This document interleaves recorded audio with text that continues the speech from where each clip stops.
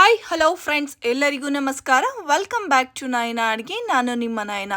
Friends, ಇನ್ನು ಹೊಸದಾಗಿ ನೋಡ್ತಿರೋರು ಯಾರೆಲ್ಲ ನನ್ನ ಚಾನಲ್ಗೆ ಸಬ್ಸ್ಕ್ರೈಬ್ ಆಗಿಲ್ವೋ ದಯವಿಟ್ಟು ಸಬ್ಸ್ಕ್ರೈಬ್ ಆಗಿ ಸಪೋರ್ಟ್ ಮಾಡಿ ಅಂತ ಹೇಳ್ತಾ ಇವತ್ತಿನ ರೆಸಿಪಿ ನೋಡುವಂಥ ಸಮಯ. ಫ್ರೆಂಡ್ಸ್, ಇವತ್ತು ನಾನು ಮಾಡಿ ತೋರಿಸ್ತಿರುವಂಥ ರೆಸಿಪಿ ಬಂದು ಸೋರೆಕಾಯಿ ಪಪ್ಪು. ಆಂಧ್ರ ಸ್ಟೈಲಲ್ಲಿ ಮಾಡಿರೋವಂಥದ್ದು. ತುಂಬಾ ಟೇಸ್ಟಿಯಾಗಿರುತ್ತೆ, ಅನ್ನಕ್ಕೆ ಮುದ್ದೆಗೆಲ್ಲನೂ ಸಖತ್ತಾಗಿರುವಂಥ ರೆಸಿಪಿ. ನೀವು ಕೂಡ ಇದೇ ರೀತಿಯಾಗಿ ಟ್ರೈ ಮಾಡಿ ಹೇಗಿತ್ತು ಅಂತ ಕೂಡ ಕಾಮೆಂಟ್ ಮಾಡಿ ತಿಳಿಸಿ. ಫ್ರೆಂಡ್ಸ್, ವಿಡಿಯೋನ ಕೊನೆವರೆಗೂ ಸ್ಕಿಪ್ ಮಾಡಿದೆ ಎಲ್ಲೂ ಕೊನೆವರೆಗೂ ವಿಡಿಯೋ ನೋಡಿ ಹೇಗೆ ಮಾಡೋದು ಅಂತ ನಾನು ನೀಟಾಗಿ ತೋರಿಸ್ಕೊಟ್ಟಿದ್ದೀನಿ.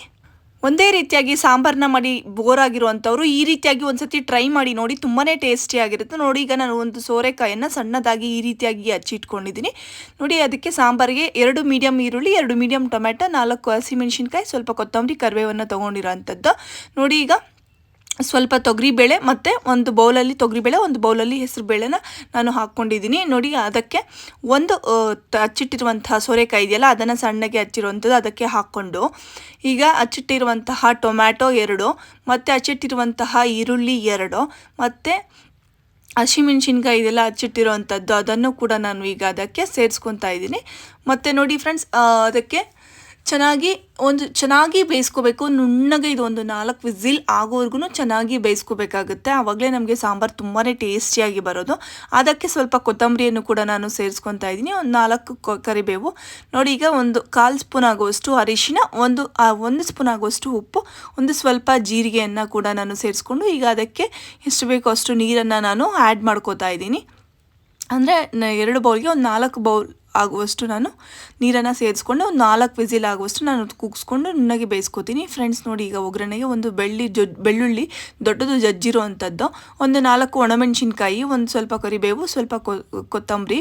ನೋಡಿ, ಈಗ ಸಾಸಿವೆ, ಜೀರಿಗೆ ಮತ್ತು ಇಂಗುನ ತೊಗೊಂಡಿದ್ದೀನಿ ಒಗ್ಗರಣೆಗೆ. ನೋಡಿ, ಅದನ್ನು ಈ ರೀತಿಯಾಗಿ ನಾನು ನುಣ್ಣಗೆ ಬೇಯಿಸ್ಕೊಂಡು ಬಂದಿದ್ದೀನಿ. ಚೆನ್ನಾಗಿ ಬೇಯಬೇಕು ಫ್ರೆಂಡ್ಸ್. ಒಂದು 4-5 ವಿಸಿಲ್ ಇಟ್ಕೊಂಡು ಬೇಯಿಸ್ಕೊಳ್ಳಿ.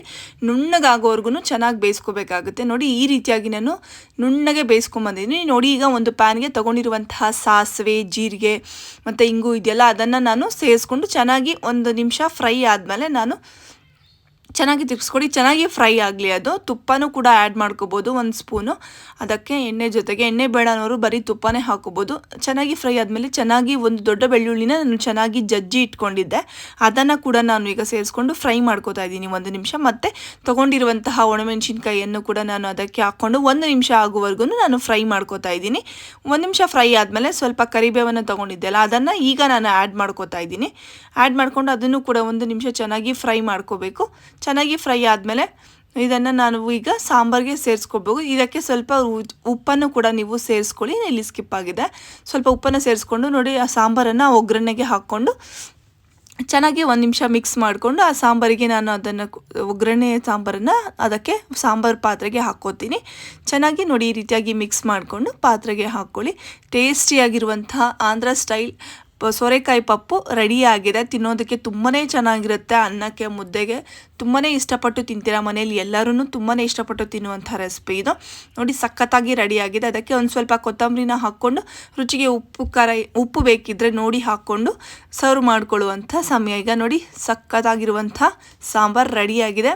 ಅನ್ನ ಜೊತೆಗೆ ಹಾಕ್ಕೊಂಡು ಸರ್ವ್ ಮಾಡ್ಕೊಂಡು ತಿನ್ಕೊಳ್ಳಿ. ಸೂಪರಾಗಿರುತ್ತೆ ಫ್ರೆಂಡ್ಸ್. ಇದೇ ರೀತಿಯಾಗಿ ಈಸಿ ಆ್ಯಂಡ್ ಟೇಸ್ಟಿ ರೆಸಿಪೀಸ್ಗೋಸ್ಕರ ನಯನ ಅಡುಗೆ ಚಾನಲ್ನ ಸಬ್ಸ್ಕ್ರೈಬ್ ಮಾಡ್ಕೊಳ್ಳಿ, ಫಾಲೋ ಮಾಡಿ, ಶೇರ್ ಮಾಡಿ ಅಂತ ಹೇಳ್ತಾ ತಪ್ಪದೆ ನಮ್ಮ ಚಾನಲ್ನ ಸಬ್ಸ್ಕ್ರೈಬ್ ಮಾಡ್ಕೊಳ್ಳಿ. ಯಾವುದೇ ವೀಡಿಯೋಸ್ ಅಪ್ಡೇಟ್ ಮಾಡಿದ್ರೂ ಕೂಡ ನಿಮಗೆ ತಕ್ಷಣ ಅದು ತಲುಪುತ್ತೆ. ಅದಕ್ಕೋಸ್ಕರವಾಗಿ ಫ್ರೆಂಡ್ಸ್, ಈ ವಿಡಿಯೋ ನೋಡಿದ್ದಕ್ಕಾಗಿ ಧನ್ಯವಾದಗಳು. ಮುಂದಿನ ವಿಡಿಯೋ ಅಲ್ಲಿ ಸಿಗ್ತೀನಿ. ಅಲ್ಲಿವರೆಗೂ ಥ್ಯಾಂಕ್ ಯು, ಬಾಯ್.